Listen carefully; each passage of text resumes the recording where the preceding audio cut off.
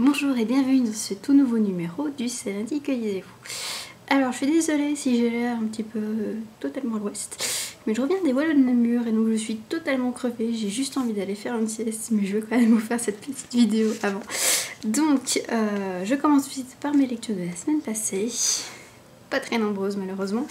Donc j'ai lu Jésus contre Hitler, le tome 1 qui s'appelle donc Zombie nazi en Sibérie, publié aux éditions Walrus.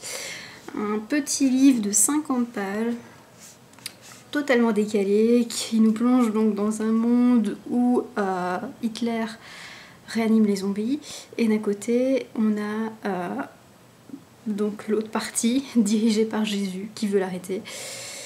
Voilà, ça ressemble à un film de série B, c'est assez plaisant, c'est assez rigolo. Maintenant, c'est pas le genre de truc que j'adore, que je vais plébisciter par-dessus tout, mais ça reste très sympa. Je pense que je me procurerai le deuxième tome quand il sortira. Alors après j'ai lu Fermeture éclair de Carl Haderold, publié aux éditions J.C. Lattès, que j'ai mis pas mal de temps à lire finalement, même s'il est écrit assez gros comme vous pouvez voir. Tout simplement parce que j'ai pas vraiment accroché. En fait on suit Laurent qui va se retrouver sans emploi suite à la délocalisation de son usine en République tchèque, donc lui ainsi que toute l'usine, et pour recommencer à vivre, parce qu'en plus il y a sa femme qui va le quitter ce jour-là, il va construire une équipe de football et participer à la Coupe du Monde des sans-emploi. Et j'ai vraiment pas accroché parce qu'au début ça commençait plutôt bien, parce qu'on suit Laurent, on suit son fils, on suit Nicole qui est la comptable si je me rappelle bien. Donc on suit plusieurs personnages comme ça et on voit de quelle manière ils sont touchés par la faillite de l'usine. Mais après je sais pas vraiment où l'auteur va voulu nous emmener, parce qu'avec la Coupe du Monde et puis il y a plein d'autres petits choses absurdes, j'ai envie de dire comme ça, qui se passent dans la vie de Laurent qui paraissent pas du tout crédibles. Voilà, je sais pas où l'auteur a voulu m'emmener, mais j'ai pas su le suivre en tout cas. Donc voilà, ça reste plaisant, mais je pense quand même que je vais rapidement l'oublier, malheureusement.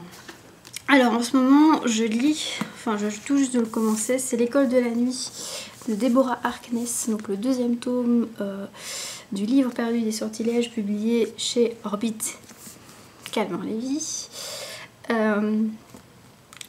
J'ai lu 30 pages en fait, oui je suis là. Mais comme c'est écrit tout petit, je pense que je vais y rester toute la semaine, donc je ne vais pas vous présenter d'autres livres à venir. Mais tout ce que je peux vous dire, c'est que ça reprend précisément là où on laissait nos héros, donc à la fin du tome 1. Donc si vous vous rappelez plus très bien comment se finissait le tome 1, je vous conseille d'un peu feuilleter le dernier chapitre, parce que ça reprend vraiment pile à ce moment-là, et on se dit waouh, pourquoi ils sont tombés là encore? Ah oui, ok.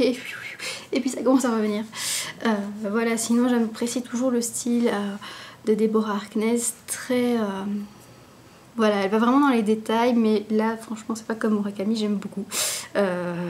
Voilà, j'aime beaucoup ce qu'elle raconte. Je le lis assez lentement, comme le premier tome, mais ça reste que du bonheur quand même. Enfin, on verra si ça restera pareil pour le reste, vu que j'ai lu 30 pages, je rappelle. Mais bon, on verra. En tout cas, je vous souhaite une très bonne semaine, et je vous dis donc à lundi prochain pour un nouveau C'est lundi que lisez-vous. Bonne semaine à tous et bonne lecture. Ciao!